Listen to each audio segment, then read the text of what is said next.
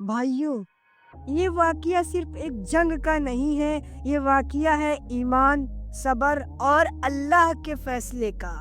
وہ دور جب بنی اسرائیل پر ظلم اتنا بڑھ چکا تھا کہ لوگ اپنی پہچان بھول چکے تھے۔ ان پر حکمرانی کر رہا تھا ایک ایسا ظالم بادشاہ جس کا نام سنتے ہی بچے رونے لگتے تھے، جالوت۔ جالوت صرف ایک فوج نہیں تھا، وہ ظلم کی مثال بن چکا تھا۔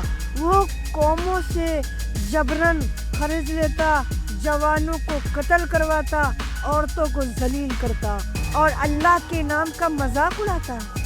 اس کا گھمنڈ اس کی طاقت سے زیادہ تھا۔ وہ کہتا، اگر تمہارا رب سچا ہے تو مجھے کیوں نہیں روکتا؟ بنی اسرائیل کے لوگ مسجدوں میں کم، میدان جنگ میں زیادہ ڈر کے ساتھ اور دعاؤں میں کمزور ہو چکے تھے۔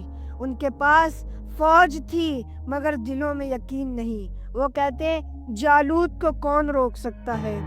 اور یہیں سے ان کے امتحان کی شروعات ہوئی۔ اللہ نے ان پر حضرت طالوت علیہ السلام کو بادشاہ مقرر کیا، لیکن قوم نے اعتراض کیا، یہ امیر بھی نہیں، اس کے پاس مال بھی نہیں، اس کے پاس فوج بھی نہیں، یہ ہمارا بادشاہ کیسے ہو سکتا ہے؟ اللہ نے جواب دیا، اللہ جسے چاہے چنتا ہے۔ طالوت علیہ السلام نے قوم کو صبر سکھایا، ڈسپلن سکھایا اور کہا، جیت صرف اللہ کے ہاتھ میں ہے۔ جنگ سے پہلے اللہ نے ان کا امتحان لیا۔ طالوت علیہ السلام نے کہا، جو اس دریا سے زیادہ پانی پیے گا وہ میرے ساتھ نہیں جائے گا۔ اتنی شدت کی پیاس تھی، ریگستان میں چلتے چلتے اتنی شدت کی پیاس تھی کہ جس کی کوئی حد نہیں ہو سکتی۔ زیادہ لوگ اس میں فیل ہو گئے، صرف کچھ ہی بچے، اور وہی کچھ اللہ کے قریبی تھے۔ انہی میں ایک جوان لڑکا تھا، نہ اس کا کوئی رتبہ نہ کوئی پہچان۔ وہ بکریاں چراتا تھا اور اللہ کو یاد کرتا تھا۔ اس کا نام تھا داؤد۔ جب فوجیں آمنے سامنے آئیں تو زمین کانپ اٹھی۔